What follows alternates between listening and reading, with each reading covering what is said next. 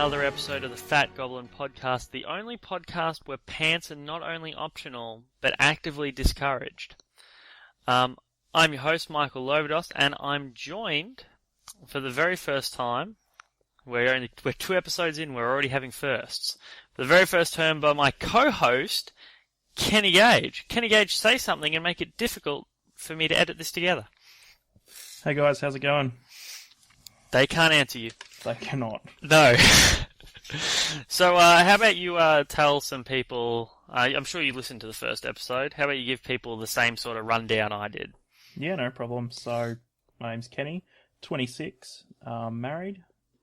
I've got one child my son's almost 2, and I've got another child on the way. I've been gaming for about 4 years.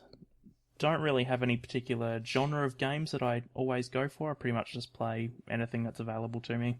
That's fair. And when do you think you'll get your son, who you said is almost 2, correct? Yes, correct. When do you think you'll get your first game in with him done? As soon as he understands how to throw a dice repeatedly and properly. Do you have the game planned? Like, do you know what game you'll play to introduce him to gaming? Depends what you consider an introduction to gaming. I mean, I can get a kid's game like Break the Ice or like Tok Tok Woodman or something like that. Yeah. And you can just beat the shit out of that tree with that club. Yeah, correct. Yeah. But proper gaming, I mean, I've got Dungeon, which is very entry-level dungeon crawl game. But, I mean, he'd have to understand some actual English and be able to read somewhat. You could probably go lighter for the first one, like one of the King of games. I mean, that's you know... Yeah. Six That'd be a good intro. Yeah. Well, I see, I'm a little jealous. I would love to have a kid that I can introduce to gaming, but at the same time, don't want to get tied down. So... what do you do? Yeah, look, that's fair enough. Yeah. You can just borrow mine sometime. There you go. That's not weird at all. Kid sharing. So what we should do is we should probably go in, as per usual, and we should talk about the games that we played over the last fortnight. And I can say right now that they're going to be very different games because you did not come to game day this fortnight. I did not. That is, everyone was disappointed. I feel that's somewhat an exaggeration. It is. Complete an exaggeration. But how about you go first? Yeah, no problems. So the games I played were mainly all on New Year's Eve. Myself and my wife actually had Michael and his partner over. It is true, I remember this. Yeah, and as Michael just mentioned, we actually played Kings of New York. We did. King of New York. Yes, that's one of my games, actually. So King of New York, for those familiar with King of Tokyo, very similar, almost exactly the same, just a couple of new mechanics. Just adds a little bit more depth to the game plan, gives you a couple more options of how you can try and take out a win. Yeah, I find even though it's only a few faces of the dice that they've changed and added a few more spaces to the board, this one has completely replaced King of Tokyo for me. I see no reason to play Tokyo again. Yeah, I definitely agree. Like, I certainly won't, I'm not going to buy it. That's certainly the case. If I was going to, I'd definitely go New York, just because it does add that bit more. And I mean, if you really wanted to, you could play King of New York just as if you would King of Tokyo. Yeah, definitely. You could definitely scale down the complexity level for what we were talking about earlier, say like an intro game for a 4 or 5 year old. You could take out the military and just play really in Manhattan and then count everything else as just one big place. Yeah, that's exactly right, and I couldn't see any real issues or any way that would break the game at all. Do you remember how the game ended up playing? Was it a good game, or did it kind of drag a little bit? No, I sort of consider King of Tokyo and King of New York sort of like filler games. They never really last that long. I mean, they have the potential to if people just keep having dud rolls continuously, but it generally doesn't really happen like that, especially with, obviously, when you are in Manhattan in this one, where you're attacking everyone and everyone's attacking you. So people tend to die off or start getting their victory points pretty quick. Yeah, I actually played this one as well, and I'm not talking about it New Year's Eve, because I think that it's obvious that I played it there. I played it just a couple of days ago at games, and I felt like it dragged a little bit. We were playing with 6 people though, and I think that's probably the only time I'll ever play King of New York with 6 people, because it's too much downtime between turns. Like, all you're doing is Yahtzee rolling dice, but then when people start looking at the power-up cards and deciding what dice they're going to keep, especially new players, it was too much for me. So I think the 4 that we played with at New Year's Eve is probably the sort of number I would like to keep it at. Yeah, definitely. I mean, you don't want to push it too much, because that's exactly right. There is downtime between rolls, between your turn, where you can't do anything. You don't have any input of the game until it's your turn again. But yeah, I mean, 4 was quite good. It ran quite smooth. There wasn't too long between turns. Cool. Was there any other interesting points you want to throw out, or should I go into my first and, shall I say, very different game? No, feel free to go into yours. Okay, so my first one is Castles of Mad King Ludwig, or Ludwig, if you want to say it correctly. It's designed by Ted Alspach, and it is currently rated number 201 on Board Game Geek. And this is a 2014 game, so it's nearly broken the top 200 in less than a year, which I guess either negatively shows how the board game ratings don't really work, or it just proves that it's a really good game. Whichever one, I guess whichever side of the fence you're on, you can twist it to be your argument. Yeah, look, I've heard a lot of good things about it. Haven't been able to play it myself. I think you've played it a couple of times now. I have, yes. This is a good one, and I like this one just from having a picture of this. The girlfriend asked me, can we buy that game? So from not even understanding how the game plays, but just from seeing a picture of my completed castle, she asked if we could buy it. So that's, if there's a game that interests the missus, and interests me as well, like this one does, I consider that a win. Yeah, I mean, I'm in the exact same boat, man. My missus isn't a huge gamer. I can get her to play mainly co-ops and stuff like that, but I mean, anything I can get her into that I like as well, I definitely jump at. Yeah, I have heard some valid criticisms. I've heard some people say that right when you feel like you're getting your castle going and you're chaining together your bonuses, the game ends, which I can see. I mean, there is limited tiles available to you, and the game is going to set at an end time every time. But I don't think a game ending right when you feel like it's starting to roll is necessarily a bad thing, because like, if it doesn't end then, when's it going to end? I mean, there's a fine line between ending too soon and going too late, and going too long, and I would much prefer something ending too soon than going too long. Yeah, look, nothing ruins a good game than it just dragging out and you realise, hey, I've been doing the same thing for the last 2 hours. Yeah. I should probably explain. I've heard that it's the spiritual successor to Suburbia. I haven't played Suburbia, so I don't know. But basically, it's a tile placement game where you're building your castle, and there's all these different rooms, and the different rooms have different bonuses when you can complete them, and you complete them by having all their doors lead to other doors. So the first time I played this, I played just by spamming one room over and over again. And I won, and that made me question. It's like, well, is there depth here, or is that the winning strategy? But then last time when we played, I played a completely different game, where I was like just building hallways and circular rooms everywhere, and just really playing to the bonus cards that were out. And I lost based on square footage, because that's what the tiebreaker is. So there's definitely some valid options you can take there. And I think my favourite part about this game is every turn someone will be the master builder, and the master builder, it's their job to set how expensive the tiles are. So if you set them too cheap and people buy them, you get paid when people buy them. So if you set the good ones too cheap, you're not going to get as much money. But if you set them too expensive, then people just won't buy them at all, and you'll get no money. So it's this real juggling act of seeing what people need and then trying to judge how much they will pay for it. So I think that adds a really cool aspect to what would be just a tile placement game otherwise. Yes, I mean, as I said, I haven't played this one yet. I definitely do plan to. But to clarify, is everyone building their own castle, or everyone's building one big one? Everyone's building their own castle, so what happens at the start is everyone will get 3 bonus cards and they get to return 1, and that may kind of give you some direction on what you want to do.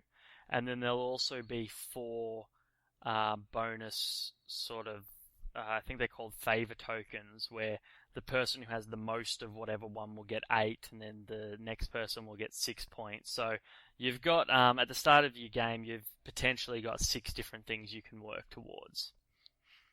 Okay, yeah. So it sounds pretty cool. Yeah, I'll definitely have to check it out. I would recommend it. What else did you play on New Year's Eve? As you know, we also played a card game called Hanabi. I think that's how it's pronounced. I'm not too sure. It's designed by Antoine. I think his name's Bowser, or yeah, that sounds about right.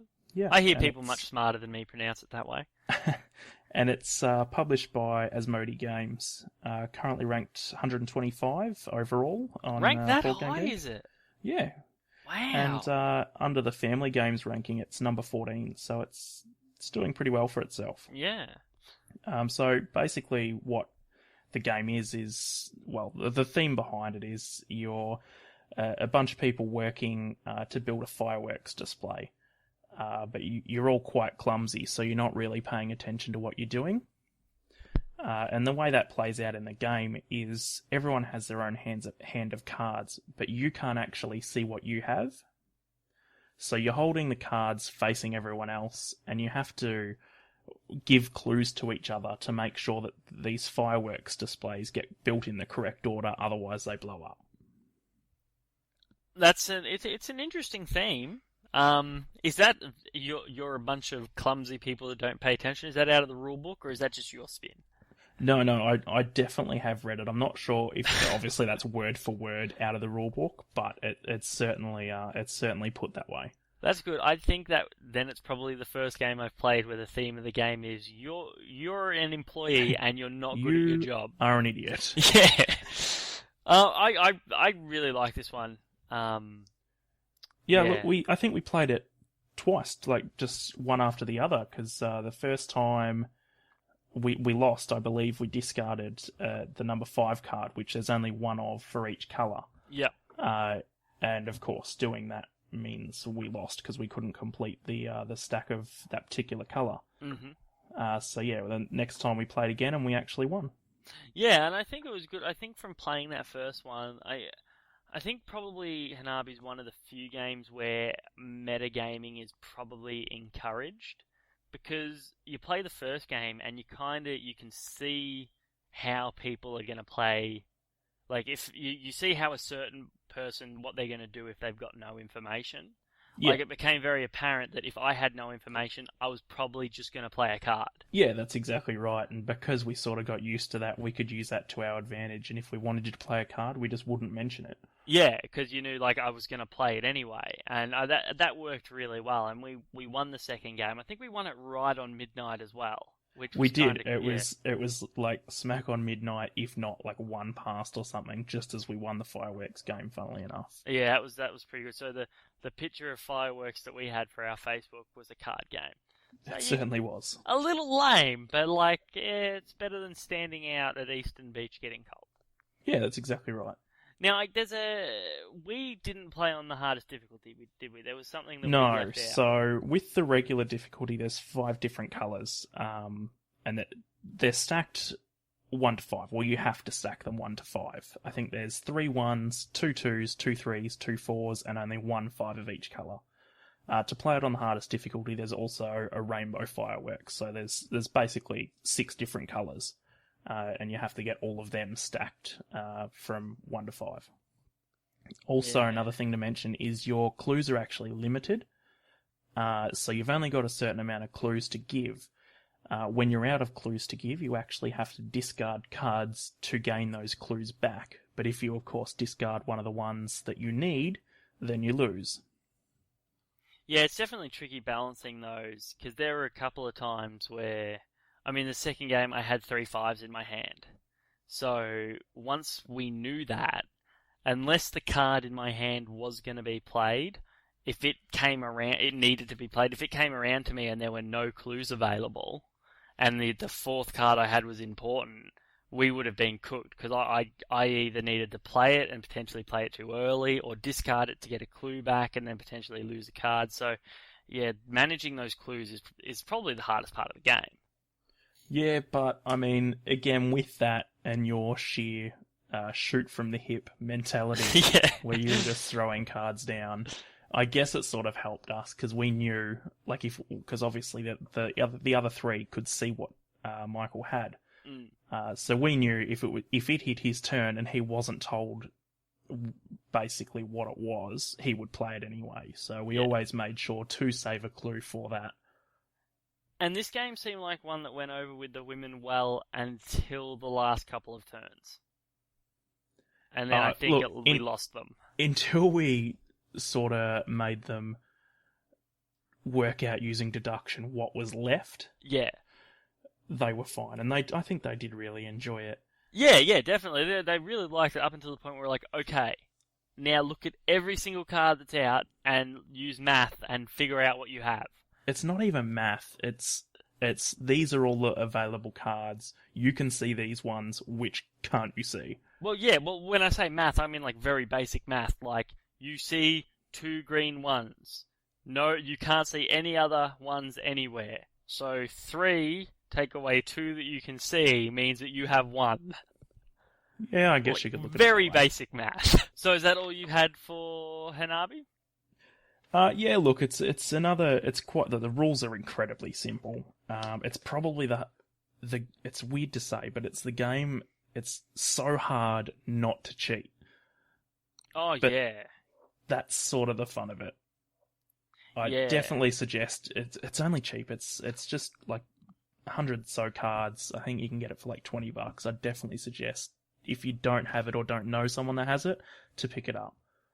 Yeah, no, I would recommend. It can't be more than $20, right? No, I don't think it is. It's certainly not very expensive. And I mean, funnily enough, it's harder the fewer people you have, because there's less people you can give tips to. I think it's 2 to 4 players off the top of my head. Yep. I've played it with 2 players a couple of times. Not once have I won.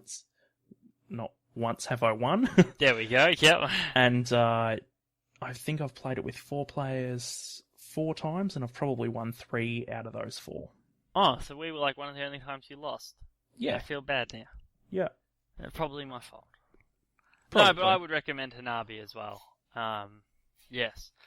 So I guess I'll move on to, again, my very, very different game, second game, and that is Lords of Waterdeep, which is designed by Peter Lee and Rodney Thompson.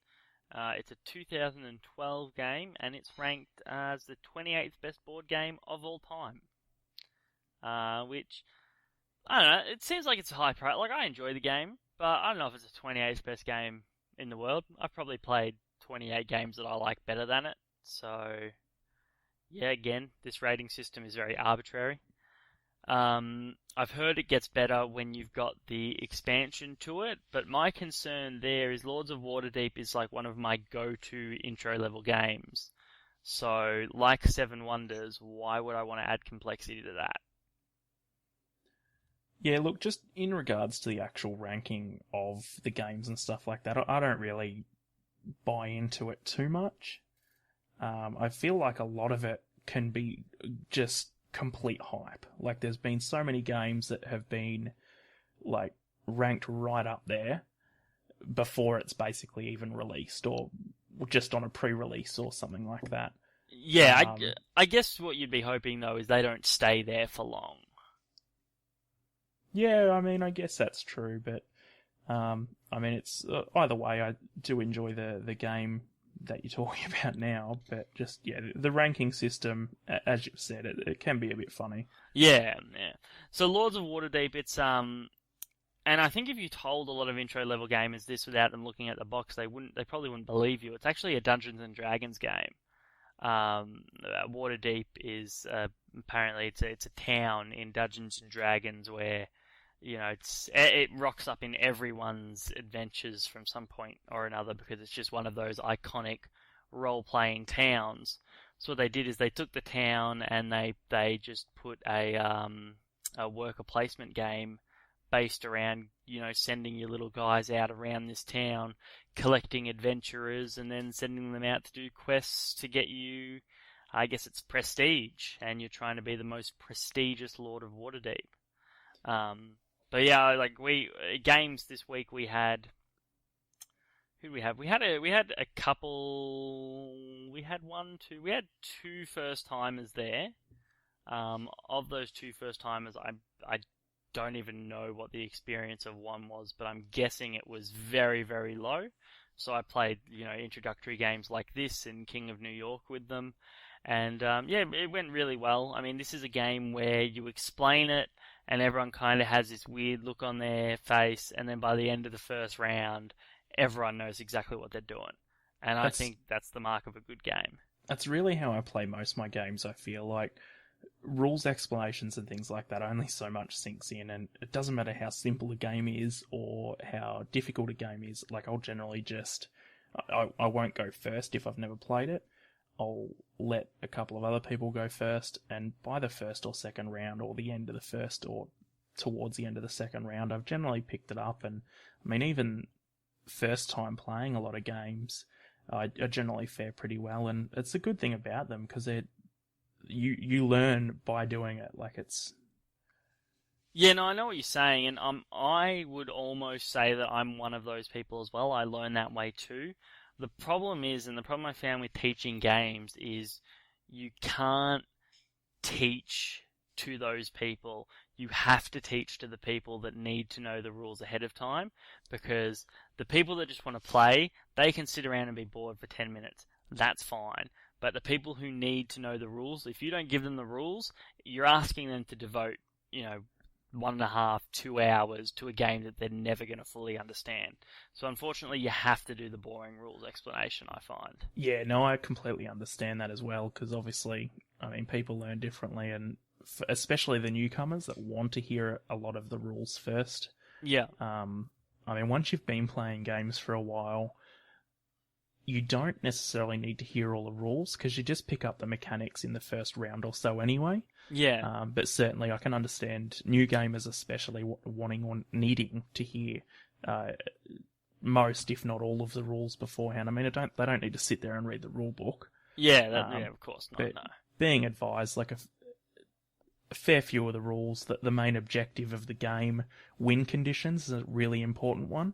Yeah, I find that's the one I like to start with. I like to start with, so the objective of this game is to have the most points. How novel. And the way you get points is by this. So that way you're giving them the reason why they're doing things and how to do those things all at the same time. Yeah, certainly. Now quickly, just back onto this being actually a Dungeons & Dragons related game. Yep. Now, if you're not a fan of Dungeons & Dragons, don't feel like you wouldn't be a fan of this game. The only thing it has in common is, I believe, the font and the fact that it's set in Waterdeep. I myself didn't even know it was a Dungeons and Dragons game until he just mentioned it then. So yeah, like I said, like if you took someone who was like, oh, I hate Dungeons and Dragons, I'd never play a Dungeons and Dragon game, and you played Waterdeep with them without telling them that it's a Dungeons and Dragons game, you'd be able to say, so how did you like your Dungeons and Dragons game? And they'd have no idea what you're talking about. It's has nothing to do with Dungeons and Dragons. There is no role playing. There is no rolling d20s. It's so far removed from Dungeons and Dragons. It's safe to say that it's a pasted on theme. Oh yeah, certainly. I mean, if you want to role play in it, I can't see why you couldn't, but it's certainly not required. Yes, no, and I would say almost not advised. And I think roleplay is good in every game, but I don't see how you would roleplay in this game. It certainly wouldn't help you. No, an old-timey accent may help though, and I may try that with my next endeavour. But that helps with everything. With everything. Everything's improved by an old-timey accent. So, what's your third and final game for this fortnight? Yeah, third game was Ticket to Ride. So it's probably, it's very well known, especially through Will Wheaton's tabletop. Yes, It's as one of is the- Lords of Waterdeep, I should say. I didn't see that episode, but it's one of the first ones they played in season 1 was Ticket to Ride. It's an entry level train game. In a lot of sense, it's really just an entry level game to any sort of gaming. Yeah. It's quite family friendly. Essentially, what you're doing is at the start of the game, you get given certain routes that you need to find. So it'll be from one city to another. You're trying to collect different coloured cards which correlate to the coloured tracks on the board. And you're trying to just play those cards in an order that you can set your trains up to go from A to B, basically.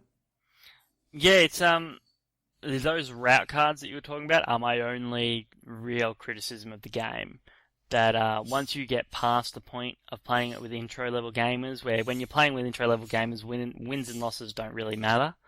But if you're playing this with gamers, it all comes down to whatever routes you draw. That's basically who's going to win.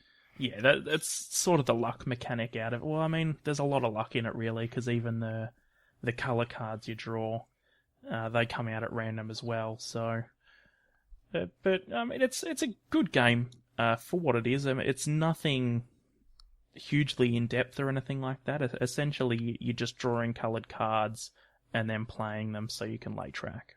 Yeah, it is. I do rate it as one of my favourite games of all time, but that's just because I like introducing new people to the hobby, and it's a very easy way to do it. Yes, and it certainly is, and it does that job amazingly. As an entry level game, it is right up there. It's great. Like again, like King of New York and King of Tokyo and those sort of games. It's something you can just pick up, put on the table, and everyone understands it, and generally everyone will enjoy it. And I do feel I have to apologise for those sleeves. They're terrible.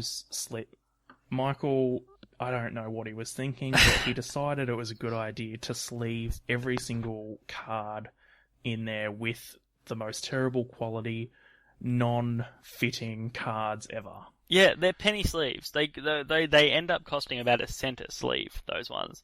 And I accidentally ordered the wrong size. But I was like, when they came, I was like, well, I'm not going to waste my money, so I may as well use them anyway. And now every time I play, I regret it every time.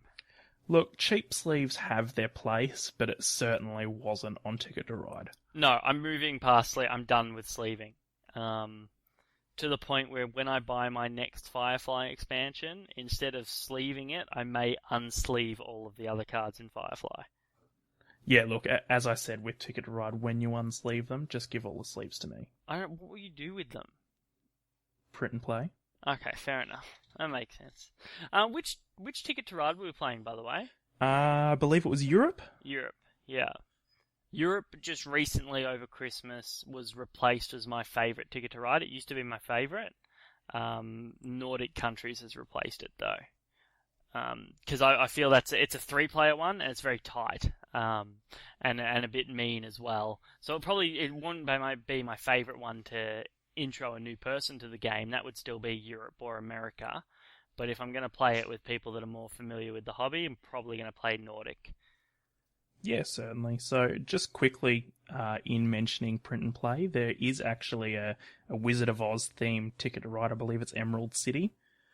So complete new map, complete new routes. And I think it adds some other mechanic, which I might put together for you sometime.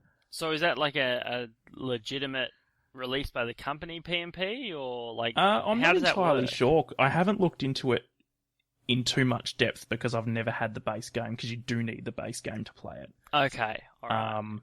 But I because mean, obviously you can't print trains. well, you can, but they won't look too good on the board. Yeah. As far as what print and play is, I'll get into that in a further episode. Okay. Oof, the teasers. Alright, my last game is a game called Chinatown. And it was designed by Carsten Hartwig. And it was released in 1999 and is currently ranked 308 on Board Game Geek. And this... Okay, have you heard of this game at all? Only by name, nothing about it. Okay, so what happens is there's a lot of luck to this game and there's a lot of negotiation. So a turn looks like this. The board is divided into a whole bunch of different squares, basically, and that's different lots. And some of those lots are, separated by space, and others aren't. So they represent a city block, like a Chinatown, for example. You draw cards, and those cards are going to tell you which numbers you now own. So you put your little marker on the numbers that you own. Then you draw tiles out of a bag, and that's going to give you which businesses that you can put down. Now, the businesses are different sizes. So like the photo shop, for example, if you have 3 adjacent photo shops, that's considered complete, and you get a bonus for having a complete business of 3. Whereas the laundry is 5, and you won't get that completion bonus until you have 5 out. So if you're just drawing random numbers, it's going to be pretty hard to have 5 numbers that are together. So that's where the negotiation comes in. Once you've got your businesses and you've got your lots, you can negotiate. And the only stipulation on negotiation is you can't negotiate for anything in the future. So you can't make deals based on you doing things in the future. All deals have to be finalized then and there. And really, that's the game. It's pretty simple. Yeah, look, and back to what we were saying about rules explanations, I pretty much blanked out there. Good. Yeah, no, but it's... And this is the problem I have with negotiation games. Like, I like negotiation games. Like, Sheriff of Nottingham, I guess you could count as a negotiation There's game. a negotiation aspect to it. Yeah, and I like negotiation games, but I don't like this one. So is this a bluffing game, or is it a legitimate negotiation? No, it's legitimate open information negotiation. Okay. And I don't like it. And the reason being is we were playing a 4-player game, and if someone is going to make bad deals that, they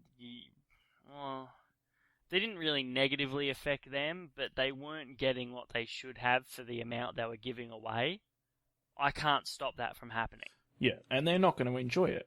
No. So everything was going smoothly. Like, I was wheeling and dealing my pants off for the first couple of rounds, and I got 5 laundry mats together. So while everyone else is making like 40 grand a turn, I was making 130 grand a turn. I was set up to win this game.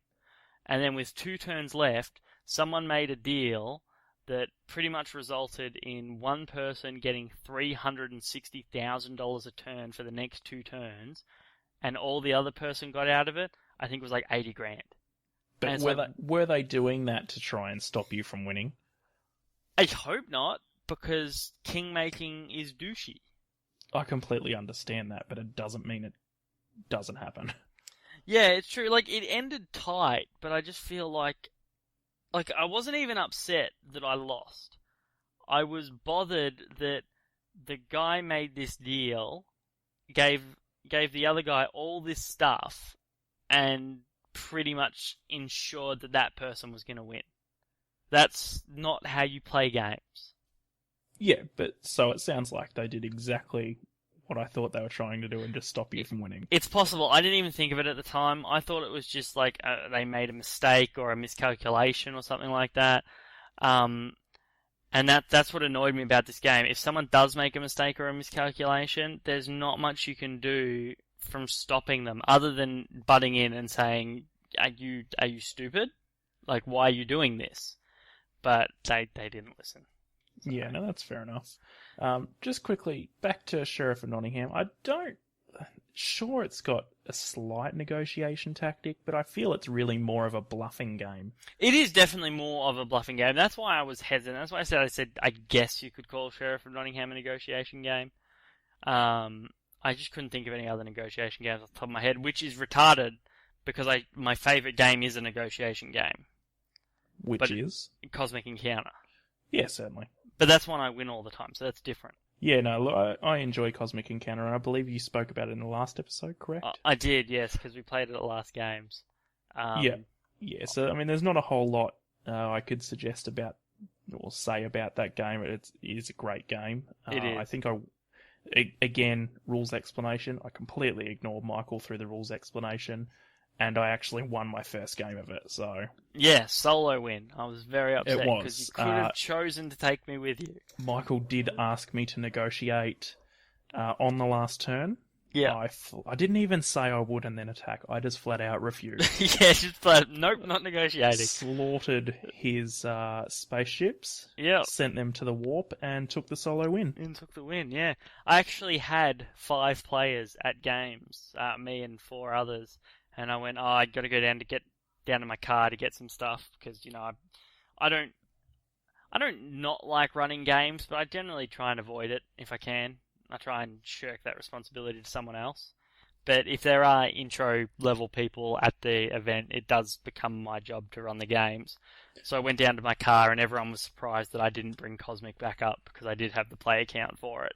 I wasn't feeling that group for Cosmic, so... Yeah, look, I mean, you have to pick your targets with all games, really. Yeah. And another reason, what you were saying about not really liking running the group is, I'm the same, and I guess the main reason for that is I don't like picking the game. I'm generally happy just to play whatever's put on the table. I'm really not fussy when it comes to game. I think there's only one game I can think of that I've ever said, no, I do not want to play that game ever again. I'm interested. What was it? It was a game called Poseidon. Never heard of it. Yeah, it's not worth looking at. Rough. Poor Poseidon. It's not worth it. I'm gonna try and type really quietly here because I want to see this on board game. I don't know how to spell Poseidon, and I'm not gonna sit here for ages trying to figure it out. It's one of the 18xx games that they tried to branch out from the norm, and it just didn't work. Oh, I think I found it. Poseidon. Released a relatively new game, like 4 years old. Yeah, sounds about right. Yeah, ranked 819 on Board Game Geek. So you're probably not alone in disliking it, but I think other people do. Oh, look, no, it's not good. It's not good. No. No. Okay, yeah, it's slated as a 2-hour 18xx game for newbies. It's completely different to... I've played a few 18xx games now, and I enjoy them. It's nothing like any of the others that I've played. Okay. You keep saying that you want me to play one of these games. I don't know. The length and the theme are off-putting to me. So just some background information. 18xx games are train games. They're quite in-depth. A lot of it involves your shares in your own train companies, basically running an effective train company, and if it starts going downhill, to try and offload your shares onto some chump that ends up with the president's share and has to cough up money to fix a company. Yeah, I think that's the part that when you explained it to me, I was like, that's really weird and I don't understand how that would work. Yeah, I can see that, but when you play it for the first time even, it makes sense. You will probably enjoy your first game. You won't be good at it until like 5 games in. You certainly are increasing. Like, you can see your progress and you can tell that you're getting better. But it's a game that it takes a lot to get good at. Yeah, I have so many games on my shelf that I haven't even played 5 times. I am just not that type of gamer. I don't think. I worked out, it was 4, but now it's only 3. I've got 3 games on my shelf that I haven't played once. Yeah, that's bad. Oh, it's terrible. I have 1 game on my shelf I've only played once, and that's Twilight Struggle. But that's because it's very hard to get someone to play Twilight Struggle with you. Well, that's a lot of the issue I have is, there's, besides my wife, who's not that big of a gamer, my brother is into games, but is completely unreliable when it comes to actually having time to play it. He's a busy man. Yeah. And yourself, Michael. We've played a fair few games. Yeah. We've just got that many to get through that we obviously will get these games on the table. It's just going to take a while. Well, that's it. And speaking of games on the table, I think that's a perfect segue to, instead of going to our wish list like we normally would, might just skip straight to the games that we actually own. You can't say that we normally would, as you've only done it once. Yes, but I have created the formula. It's very formulaic. People do not like change, but we're changing. And I think we're going to go to games that we own. So I think I was the last person to talk about a game somewhere a little bit ago. Yeah, like probably 20 minutes ago. Yeah, so maybe you should take us through the game on your shelf that you're going to run us through today. Yeah, certainly. So the game that I own, one that I enjoy quite a lot, is Super Dungeon Explore. Now it's rated quite poorly. Now I don't know why, but it is, and this is also a reason that I don't really like the ranking system. So it's rated 616 overall. That's not low, man. There are like hundreds of thousands of games. Look, it's not as low as Poseidon, but it's still lower than I would enjoy. Okay, alright. And for whatever reason, it's lumped under strategy games. I would probably consider it more a thematic game, but it is what it is, and it's ranked 416 under strategy games. Strategy games are a very broad genre on BGG. Like the card game that I'm looking at talking about, which has nothing but cards in it, is also considered a strategy game. So, yeah, and I guess that's also like, who decides these things? I don't know. So it's designed by, it was actually a few people. So Chris Birkenhagen, John Cadis, Deke Stella, and it's published by Cool Mini or Not, Edge Entertainment, and Soda Pop Miniatures. So it's essentially it's a dungeon crawl game. There's, I believe, 1 to 3 players are playing the heroes, and you've got one person playing the Overlord or the Dungeon Master, depending on the game, depends on the name. I believe in this game it's called the console. Now, the reason it's called console is this game is heavily influenced by old arcade games, things like Gauntlet and things like that. Yeah. It's really, you just run in and you kill some monsters, you get some cool gear, and it leads up to fighting the mini bosses and eventually the boss. Now, the miniatures in this game are incredible. They are of an insanely good quality. Now, I've recently gotten into painting miniatures, so I'm probably a little under halfway through painting these, but with the base set and the expansion, there is a lot of miniatures in it. Price tag on the game's pretty hefty, but that is purely because of the amount of miniatures in there. This is chibi, right? Yeah, correct. Yeah. So it's like a chibi anime style of miniatures. So lots of bright colours and stuff like that. But I mean, just look at the paint jobs on some of the ones on Board Game Geek, and they turn out incredible. Is this the what word am I looking for? Co-op one? In what sense? I mean, you do have multiple people playing the heroes. So it's cooperative. Like those heroes, there's no conflict between those heroes? No. Okay. So the heroes are all on the one team, attacking the bad guys or the console. Have you heard anything about Arcadia Quest?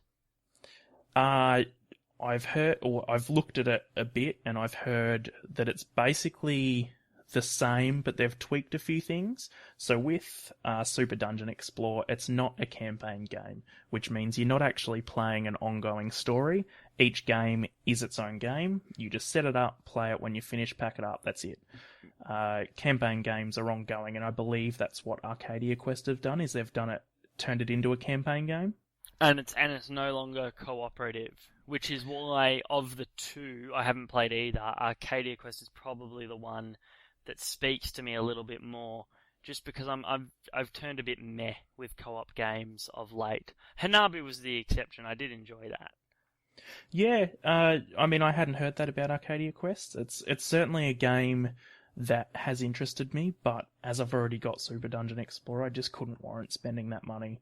And I mean, Super Dungeon Explorer is playable as 2 players, which removes, I guess, the co-op aspect, because one person plays as the heroes, one person plays as the bad guys. So what is the price tag for us? With all that plastic, it's got to be, what, 120, 130? I think when I got it, it was around 110. But yeah, anywhere around that mark, depending on where you're getting it from, would be pretty close. Yeah, it's, board games are not well priced in Australia. No, board games are terribly priced in Australia. Someone should do something about that.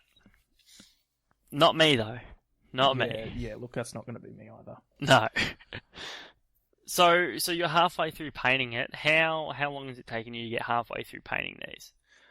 I mean, it's probably been like 6 months, but that being said, I probably haven't touched it in 3 months.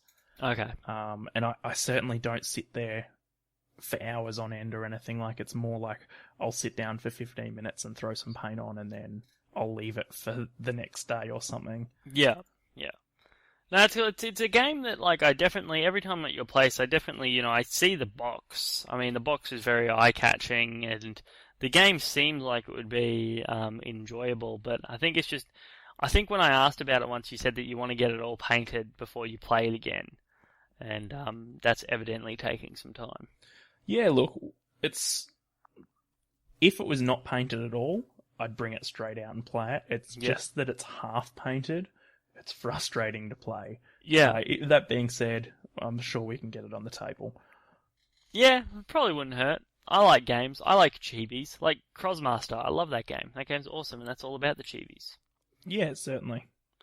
So my game is like, we really are talking about like opposite ends of the spectrum here every single time. It's almost like that was done intentionally, but not. Mine's a little card game called The Agents, and it's actually a Kickstarter game. It is designed by Sachet, as in when you sachet into a room. I assume that's how it's pronounced. And it's ranked, you thought yours was low, this one's ranked 1355 on Board Game Geek. So you like it? I've played it a couple of times, and I liked it. I don't think I've played it with you, but like what happens? I've never played it. Yeah, so what happens is like it's 2 to 5 players, and between each player, there will be a base between each player where they can both play their secret agents too, because it's a secret agent game. So like, say if there were 4 of us, like there was at New Year's Eve. Yeah. Like, I would be sharing a base with the person on my left, and I'd be sharing a base with the person on my right, and everyone would be doing the same. So everyone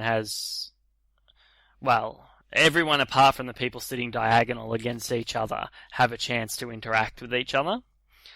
And the aim of the game is just to have the most points, but this is one of those games where points are also currency. So if you want to buy more secret agents and get more points, you have to spend the points you have to do that. And you're playing points to manipulate the agents on the board, and try and make sure that the way that they're facing and that the way that their arrows are complete is you're going to get more points than anyone else on your turn. You kill other people's cards and stuff. It's basically just a hand management game. Like you play your agent down, you get your points, and then you hope that no one's touched him for the remaining turns of the round, so that you're going to score with him again when it comes to your turn. It's not great, but it serves its purpose in my collection. It's like a 20-minute card game, which is good. Yeah, so it's a filler game. Yeah, it's definitely a filler game. I found, though, when I gave it to someone, and this is what I try and avoid this, but at games, someone asked if they could play it, but I was playing another game, and I was like, well, yeah, you can, but, I can't really explain the rules to you because I'm playing another game. They're like, no, we'll figure it out, just give us the rule book. And apparently, I hadn't noticed it, the rule book is terribly written. Like, atrociously, like, just bad English, and just really ambiguous rule descriptions. I don't know how I learnt the game, but it obviously wasn't from the rulebook. Maybe there was a Kickstarter video or something. I think I may have been there on that games day, and they kept running over and asking questions. Yes. And I think we were playing DC Deck Builder. Oh yes, we were actually. I was taking you through that so you could see if you wanted to buy the Street Fighter one for your brother or something, Which I did. which you did. But yeah, a bad rulebook is really unforgivable. But I guess that's Kickstarter for you, isn't it? And there is plenty of bad rule books out there. You was just saying you had a bad one recently, I think, weren't you? Ghost Stories. Yes.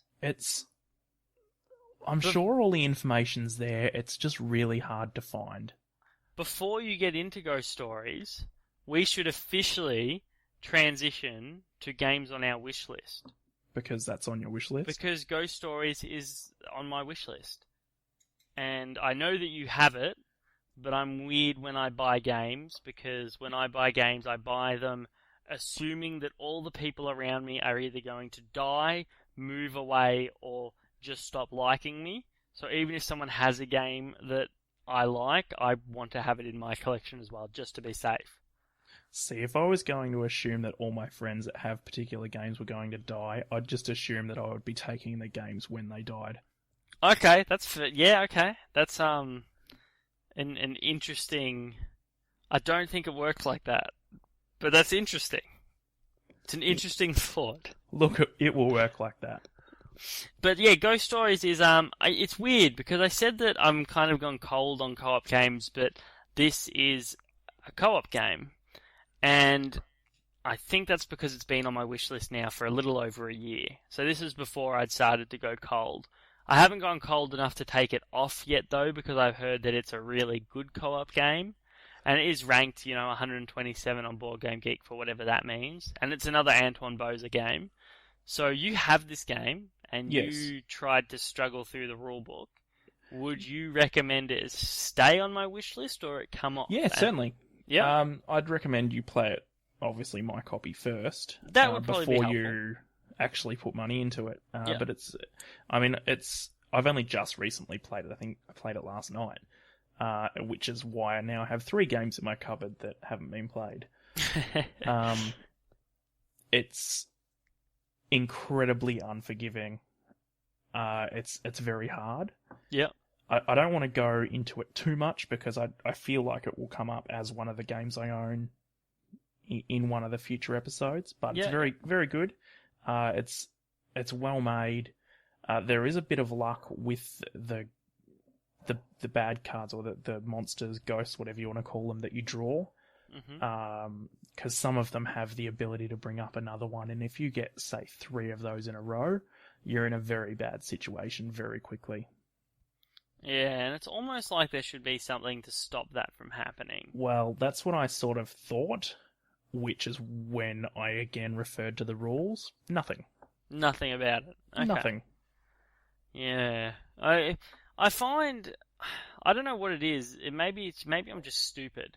But I find like a lot of questions come up in games that I can't answer through the rulebook. Like I have to go to Board Game Geek or just Google in general. And the worst is when no one has asked that question before, because then you're just stupid. Yeah, and also, like I was playing with my wife last night, and again, she's not the biggest of gamers, so she likes me to know the rules before she plays. Yeah. She likes co-ops. She wasn't the biggest fan of this because she basically felt helpless. I wouldn't suggest it for a first-time gamer, because you will end up just trying to take over, because it is very, very difficult, and if the right thing isn't done, you will lose, and you will lose miserably. Yeah. Do you use a, this may seem somewhat unrelated, do you use an Apple phone? Yes. Yeah, I'm just noticing that there is a $6 iOS app for Ghost Stories. I don't have an Apple device, so that means I can't get it. But I do think if it came down to reading rules or just paying a few dollars to play the game on my phone, I would probably just pay the few dollars to play the game on my phone and learn it that way. Yeah, that makes sense. Yeah.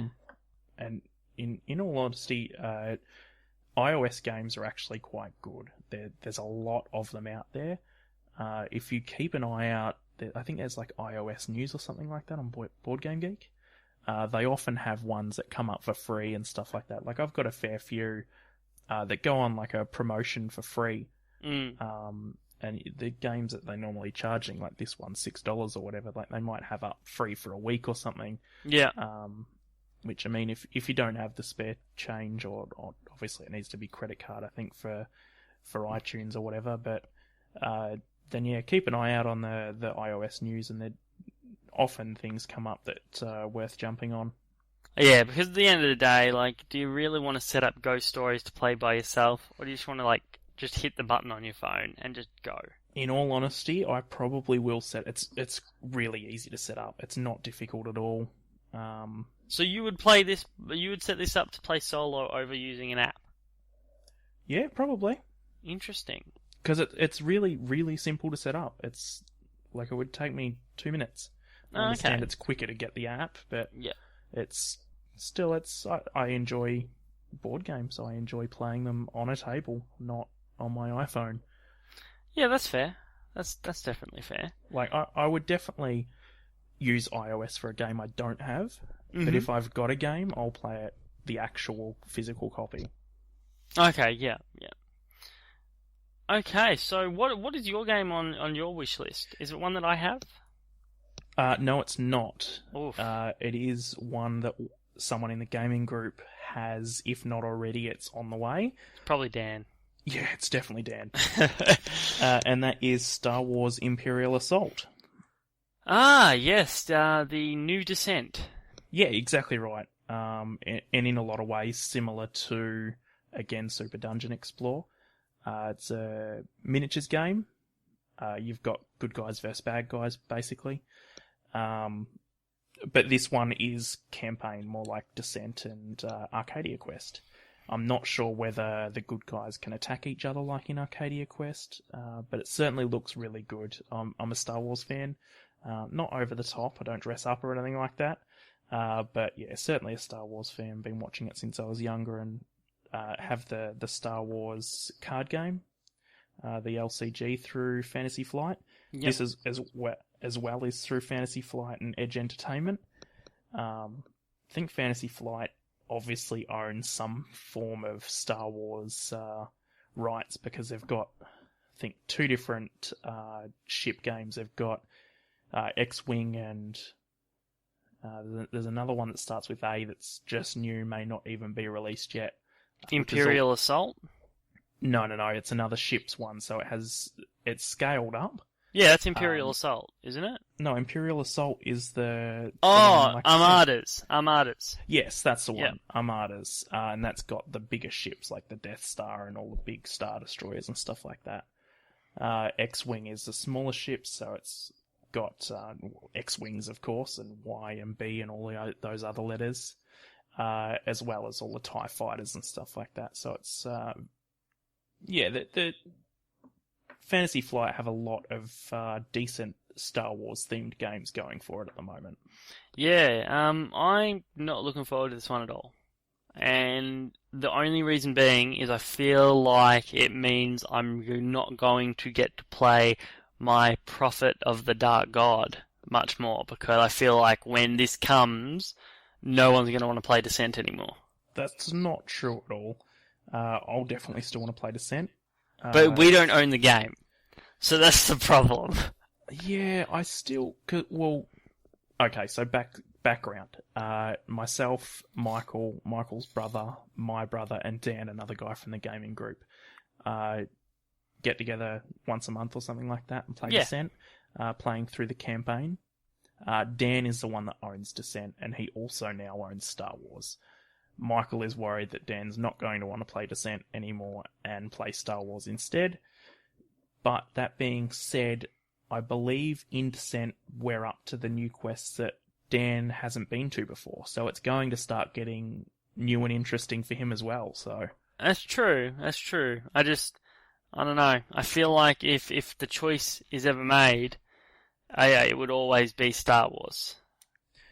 Yeah, look, I don't know about that. I guess we'll have to wait and see. But, I mean, they're essentially the same game. One has lasers, one has bows and arrows. I'm sure Dan will stick out Descent until we at least hit some form of end of story sort of goal. He will if he knows what's good for him. But they need to bring out a better Stargate game. Like, there's already a good one out in Kemet, but I think that I'm the only person that says that's a Stargate game, to the point that it may not actually be a Stargate game.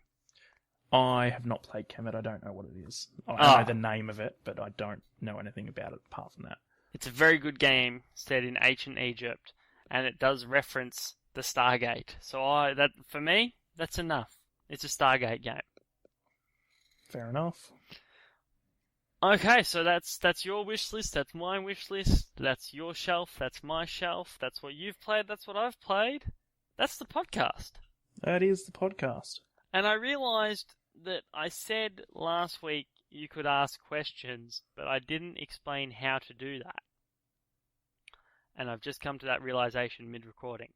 So, if you do have any questions for Kenny and I, you can send them to fatgoblinpodcast@gmail.com.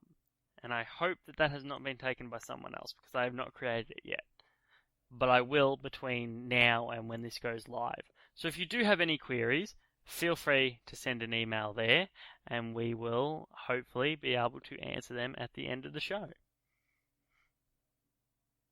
Anything you would not like to answer at the end of the show, Kenny? No, I'm happy to answer any questions. Just some background information about the Fat Goblin. Yes, it actually came, which was incredibly relevant, and we should have already mentioned it. It came out in the Descent game? It did. One of the quest names or mission? One of the mission names was the Fat Goblin. Was the Fat Goblin. Yeah. Didn't give us any background information as to what the Fat Goblin was. I don't know whether we thought, but we had at least hoped that it was a Fat Goblin inn, and it was in fact an inn that we were just going to drink at. Yes. Turns out it was a Fat Goblin. Yeah, it was actually a Fat Goblin, which probably made more sense. It certainly made more sense, but we were hoping for an inn, and immediately we had all discussed that if any of us would ever come across the chance to buy a pub, it would be renamed the Fat Goblin Inn. Yes, and I've just decided that because there were not enough Fat Goblin Inns in the world, I would do what I could with my limited funds and make a virtual Fat Goblin Inn. And that is where the podcast is filmed, virtually. We roleplay it. I do some things with this aforementioned Dando on the YouTubes, and you can find that by searching Torrent This TV, 3 words, and it's just pop culture related stuff and music related stuff. But that's not the fun stuff. The pop culture related stuff's fun. So if you're bored and you sat through an hour and 12-minute podcast and you're like, you know what, still bored, could use more Michael in my life, go and have a look at that. So, okay, that's us. We've gone off the rails at the end. I feel like we probably will every single time, because ending is hard. Finding it's endings very is difficult. Making it not awkward is probably the worst thing. This is the first time I've actually done anything like this, so it's definitely going to be awkward. I think the best way to end it is just do it like a Band-Aid, right? Just pull out. Yep, just click on off. Audacity, click on Audacity, and then just hit the square. And it's all over.